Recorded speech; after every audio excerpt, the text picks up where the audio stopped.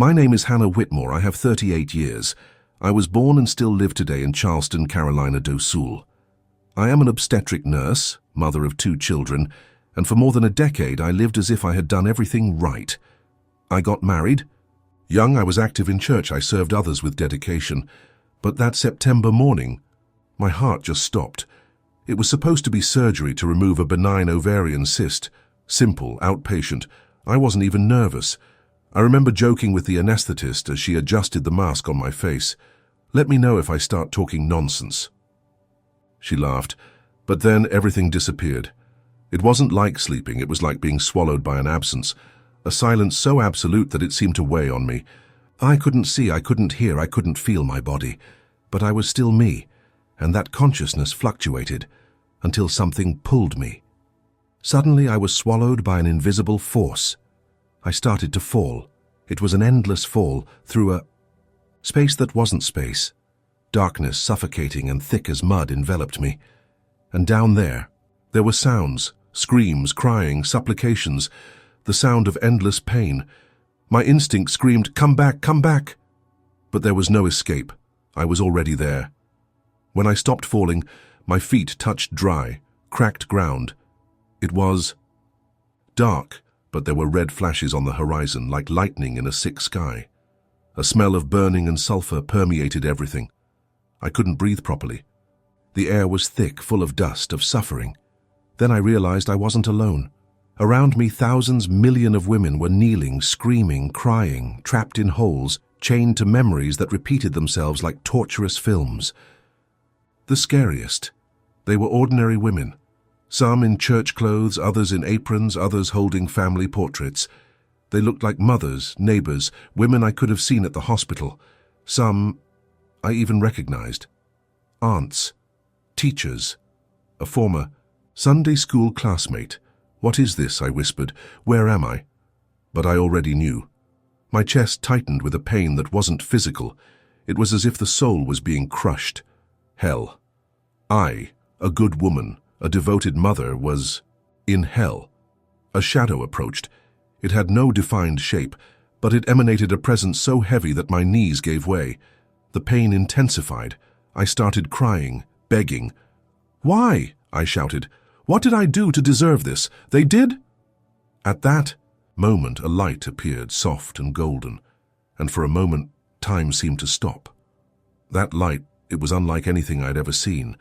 It didn't blind, but it illuminated the depths of my soul. It was like relief in the midst of pain, a comfort after years of anguish. When she appeared, the screams around her subsided, as if hell itself stopped to listen. From inside it, I heard a voice. It was neither masculine nor feminine. It wasn't coming from outside, but from inside me, as if it were resonating in my own spirit. "You asked for understanding, it will come, but are you prepared to see the truth?" My first reaction was to deny it. My body, or whatever was left of it there, was shaking. The truth? I had no idea what it could be. I didn't understand anything. I was surrounded by good women like me. I err good. "There's no way God sent me here," I whispered. I served. I was faithful. I gave of myself until I forgot myself. The light remained silent for a moment.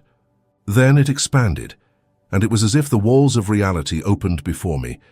A sort of living screen appeared in the air. In it, I began to see scenes, flashes of lives that weren't mine. Different women, different times, but all with a pattern. Submissive, silent, full of guilt, always cancelling themselves out for husbands, churches, children, community. A woman in the 1950s, trapped in an abusive marriage, smiling as she served dinner to the man who cheated on her. Another, already elderly, cleaning the altar of the church that prohibited her from preaching. Still another, young, who suffocated her dreams for fear of appearing too proud. I recognized these pains. They were family. They were my. These women, they were taught to erase themselves, to forget who they were, to live for others. Is this a sin? The light intensified as if welcoming me in compassion. The annulment of the sacred self is a betrayal of the spirit that the Creator breathed into each of them. They killed their own essence, believing that this was virtue. I was out of breath. All my life, I thought denying myself was right, denying that the more I suffered in silence, the more I would please God. You learn to obey the pain, not the light.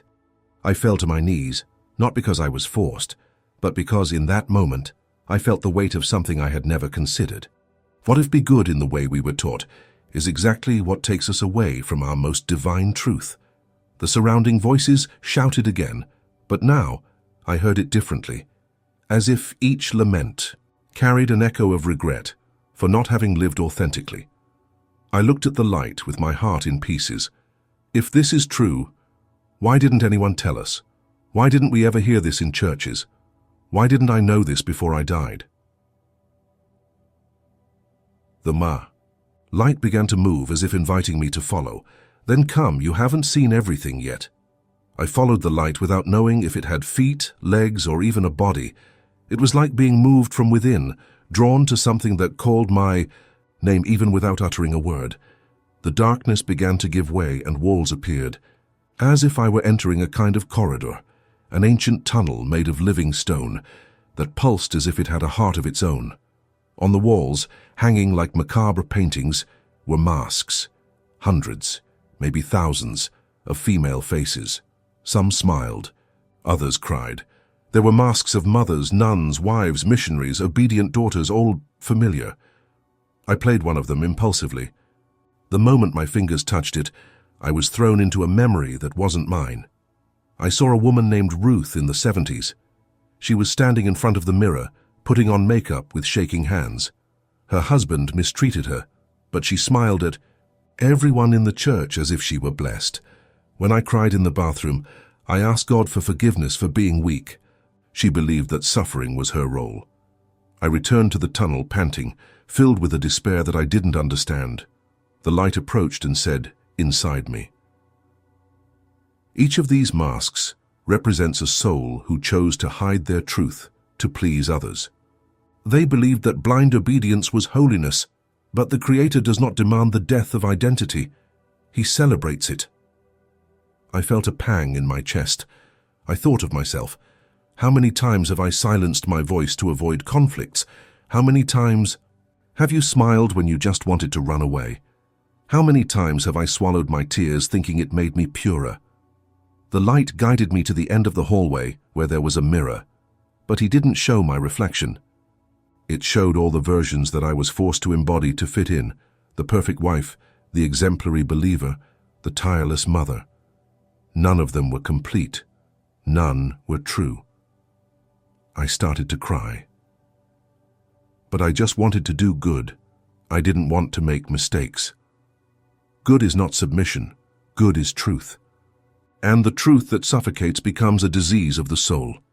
Then the light showed me something I will never forget. A flame. Small, shy, but bright inside my chest. It was my essence. Who I was before pleasing everyone. Before the blame. Before masks. The flame trembled. It was weak, but still alive. Why did they bring me here? I asked. I don't understand. If I'm guilty, why are they showing me all this?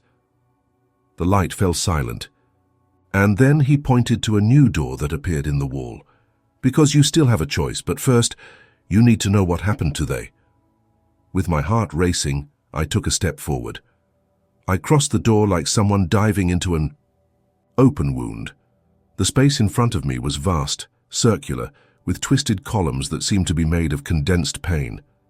In the center, there was a kind of well, not of water, but of memories.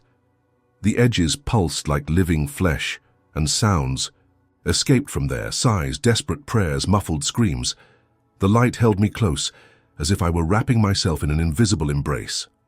Where are we? My question came out in a whisper, as if speaking loudly was prohibited there. In the heart of guilt. It was then that they started to appear. One by one, women appeared around the well. Ghosts of themselves. Some had swollen eyes from crying.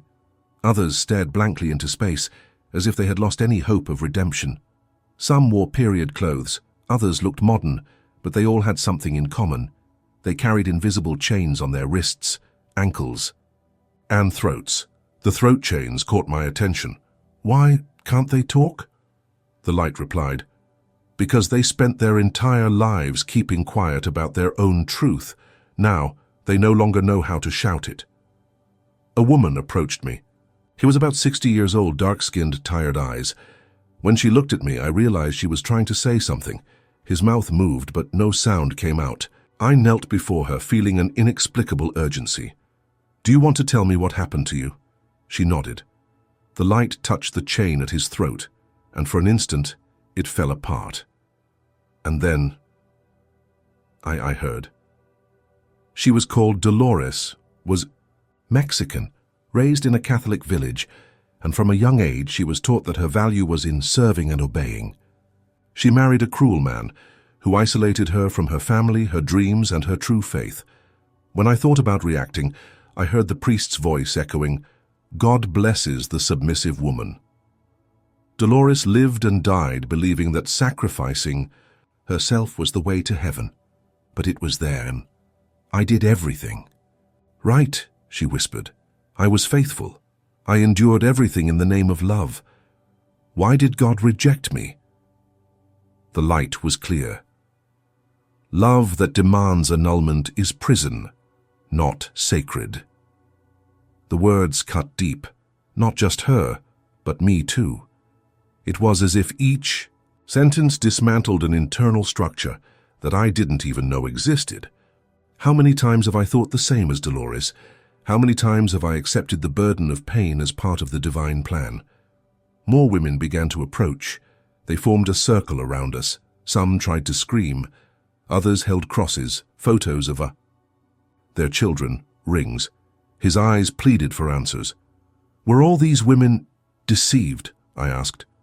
"No.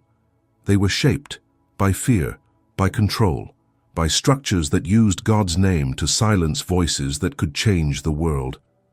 I felt angry. For the first time there, I felt angry. But that's not fair. How can God allow that? The light shrank, and in its place then another presence began to form.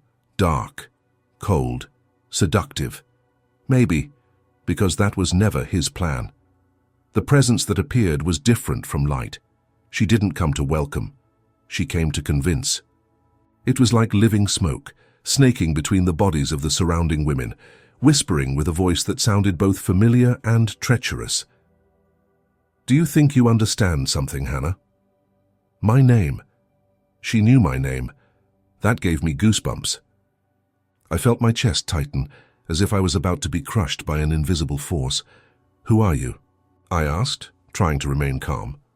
The smoke laughed, a hollow, joyless sound. "I'm the one who's always been behind the scenes, the one who whispers nice while clipping the wings, the one who teaches that sacrificing is better than existing. I'm the creator of the chains that they themselves asked to wear." The presence approached my face. I didn't see eyes nor mouth, but I felt his essence probing me. "These women were not brought here. They came alone." I was shaking. "Are you saying they chose that?" "Of course, they chose not to bother. They chose silence instead of the truth. They chose to obey the molds instead of the soul. And me? I just offered. The frame. The world and the one they call civilized did the rest." The golden light that had accompanied me until then reappeared, now more intense, as if it wanted to protect my spirit. And in that confrontation between light and shadow, something in me woke up. "But you tricked them," I said. It seemed like nullifying oneself was the path to salvation. Smoke swirled around me, amused. I didn't have to lie. I just had to repeat, until they believed it. I used the right voices, godly husbands, charismatic, religious leaders, even well-meaning mothers. And them? They accepted, because it was easier to be loved as a martyr than to risk being rejected as authentic. I turned away, nauseated. His every word reminded me of small decisions throughout my life, the times I stifled my anger, the times I pretended to be fine, the times I apologized for simply existing intensely. The light spoke within me. This is the truth that almost no one wants to see. Prison isn't on the outside. It's in the choices we make when we're afraid to be who we are. The smoke began to dissipate, but before leaving it left one last whisper. "What about you, Hannah?" Are you going to keep pretending to be good, or are you going to finally exist? I felt the ground shake beneath my feet. The chains on the other women began to vibrate as if something was changing. The light turned to me. You still have time, but you need to decide. Decide what? I asked, scared. If you're going to come back and live differently, or if you're going to stay here, like them. The light enveloped me tightly, as if it was preparing me for something I still couldn't understand. The ground stopped shaking and a new door appeared, this time made entirely of mirrors. Each part reflected a different version of me, smiling at the altar, exhausted in motherhood, submissive in marriage, silent at work. I didn't know if I wanted to go in, but something inside me knew it was inevitable. That's the last place before. The pick. The light's voice was firmer now, less comforting, more challenging. I went through the door. On the other side, there were no screams, no chains. It was a white, infinite field, as if time itself had stopped there. In the center, a mirror larger than anything I had ever seen. It wasn't made of glass. It was really done. As I got closer, what I saw wasn't my face, it was my story. I saw my childhood. The first time I was told, well-behaved girls don't speak loudly. I saw my adolescence when I abandoned the piano because it was for an artist, not for a family mother. I saw my wedding, when I swallowed back tears after being ignored for days. I saw the endless shifts, taking care of everyone but myself. I saw the times I prayed asking God to take away from me the desire to be more.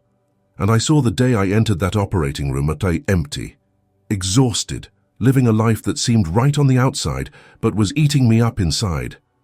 I fell to my knees. I did everything to be accepted, I cried. Everything to be seen as good, correct, obedient, and yet I'm here in hell.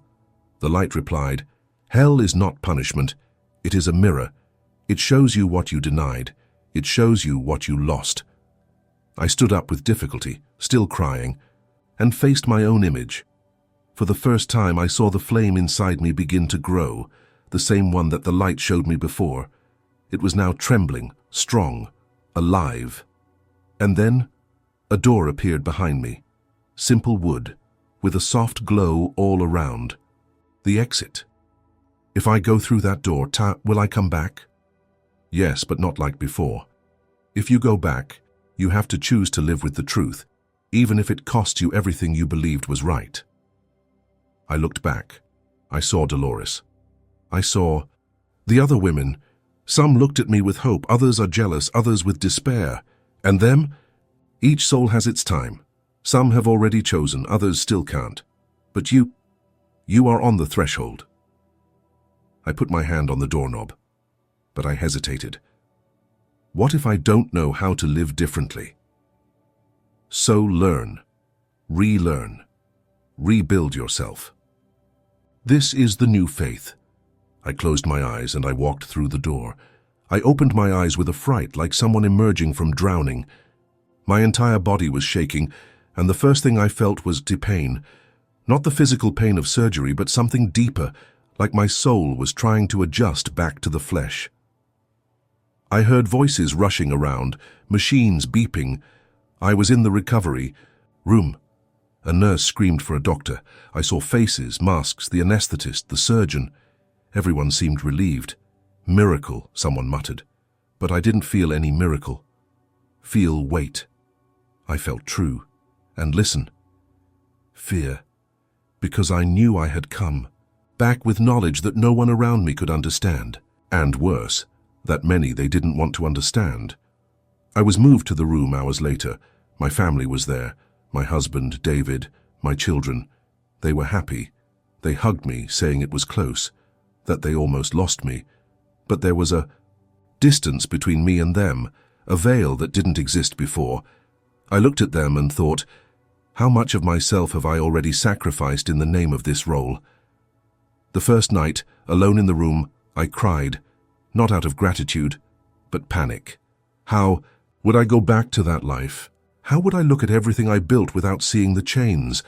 I touched my own face as if to confirm that it was still me, but something had changed. I felt more whole, and more naked too. A nurse came in, and reflexively, I thanked her. "Thank you for taking care of me." But when she replied, "Imagine, it's my obligation," a sentence shot inside me like a whisper of light. Obligation is not love. Sacrifice is not holiness. Silence is not virtue. I stared at the ceiling for hours, and it was there that I understood. The experience didn't end with the return. She had just begun. The next day, the hospital chaplain came to visit me. He was a gentle, soft-spoken man. He asked if I wanted to say a prayer of thanks for surviving, and, on impulse, I said yes. But when he started talking about divine purpose, something in me stirred, and before he knew it, I interrupted. "Him? Do you believe that God would like a woman to nullify herself all her life in the name of others?" He looked at me surprised. "Depends on what you mean by canceling yourself." I took a deep breath. "I mean, giving up your own dreams, your own name, your own voice, living suffocating truths to keep up appearances. Is that virtue or is it prison?" He was silent for a few seconds. Then he just said, "You've been through something important, haven't you?" I shook my head, my eyes teary. "Yes, and I still don't know how to tell you. But I knew that needed count. I knew that if I kept quiet, that flame that started to grow inside me would die again. And me know I would go back to that place. Never again."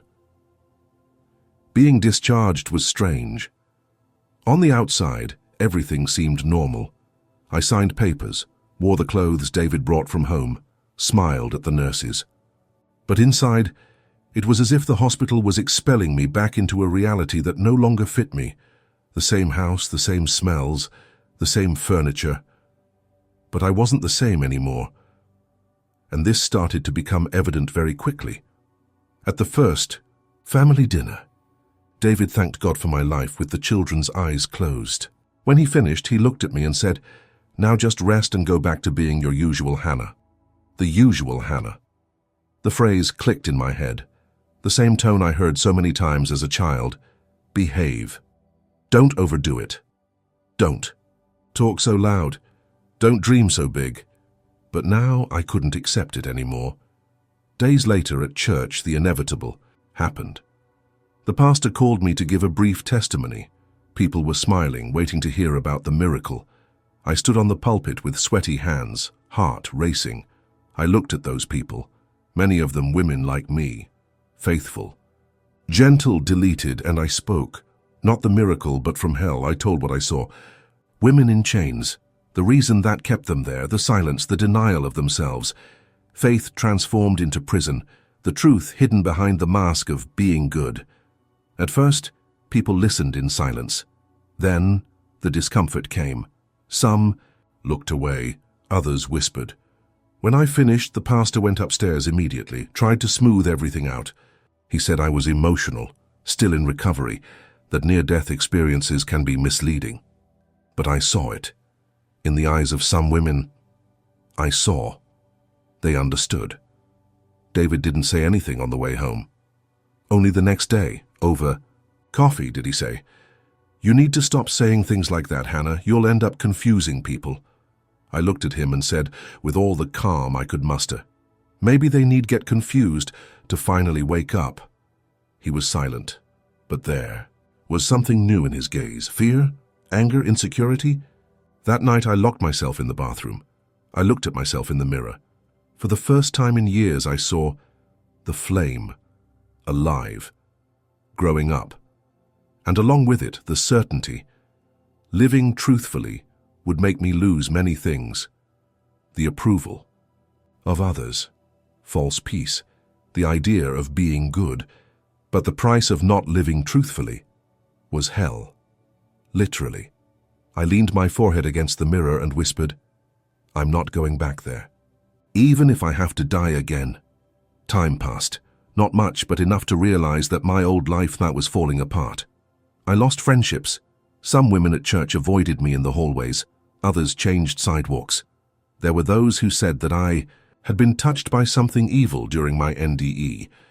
That true faith did not contradict the teachings of submission. David started sleeping on the couch. He said he didn't recognize me anymore, me either. And honestly, I didn't want to recognize myself in that old version. I started writing. The memories came in waves. Hell, women in chains, the smoke that spoke like an old friend, the light that showed me the flame inside me. I started to remember not only the experience, but my life. How I lost myself, piece by piece. I realized how many times I smiled while dying inside, how many words I swallowed, how many dreams I archived, how many times have I apologized for existing intensely. One day, I had an impulse. I went to the attic. I went through old boxes. I found a notebook of mine from when I was a teenager. In it, there were poems, drawings, plans to be an artist, something that my mother tore up with her eyes, saying, "You're going to be a wife, a mother, a woman of God. That's vanity." I felt angry, but more than that, I felt grief. There were pieces of me that were buried alive. I went downstairs with that notebook and went to the backyard. I took a cardboard box. I placed inside it everything that represented the molded Hannah, the church apron, the model wife brooches, the first Bible with notes that were not mine, but from others saying what I should to feel. And then I struck a match. The flames danced fast, hungry. As everything burned, I felt as if something was also burning inside me. The guilt, the fear, the weight of having to please all the time. I cried, but it was a clean cry, not out of despair, of liberation. That same night, I did something even braver. I wrote a text about my experience and posted it in an online Christian women's group, not as a complaint, but as a request.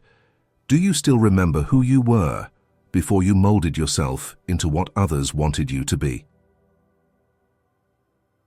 Matatai. Next day I woke up to hundreds of messages, lots of support, others of fury, but among them all, there were confessions. I also died inside and no one saw it. I'm afraid to be myself to this day. I saw something similar, but I never told anyone. I felt a shiver. It wasn't just about me. It never was. Those women from hell, they still existed here, living, smiling, dying in silence, and maybe, just maybe, I would have come back to help them rekindle their own flame. Today marks exactly 1 year since the surgery, since the cardiac arrest, from hell, since the reunion with my soul. A lot has changed since then. David and I separated. It was painful, but peaceful, as if we both knew deep down that the version of me he loved no longer existed. My children still look at me with doubtful eyes sometimes, trying to understand their mother who came back from that hospital. But little by little, they are getting to know the woman who always existed, behind the masks. I went back to work, but under my own conditions. I reduced the shifts.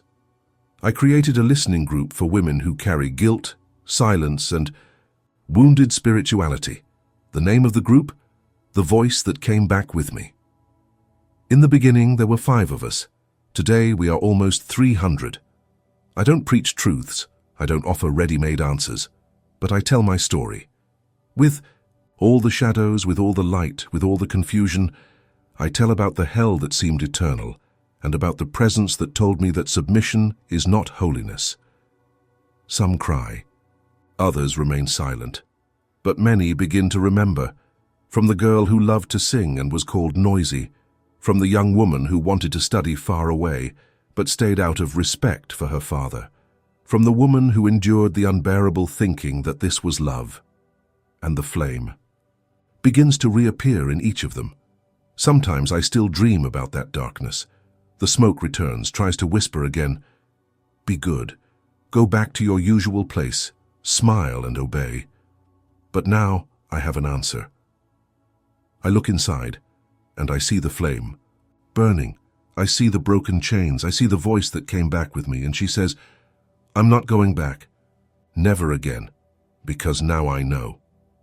I know that hell is not just made of grotesque sins, but of lives not lived, of silent souls, of hidden lights. I know that God, the real one, doesn't want me erased.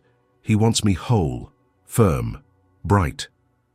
He wants me alive, Today, every word I write, every woman I hug, every truth I share is a small liberation. For me, by Dolores.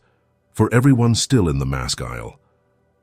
And if you've listened this far, maybe this story isn't just mine. Maybe this is also your flame trying to shine again. Perhaps you too have a choice to make. Because hell wish does not begin after death. It starts the day you stop being you. But heaven begins when you come back. And now I'm back.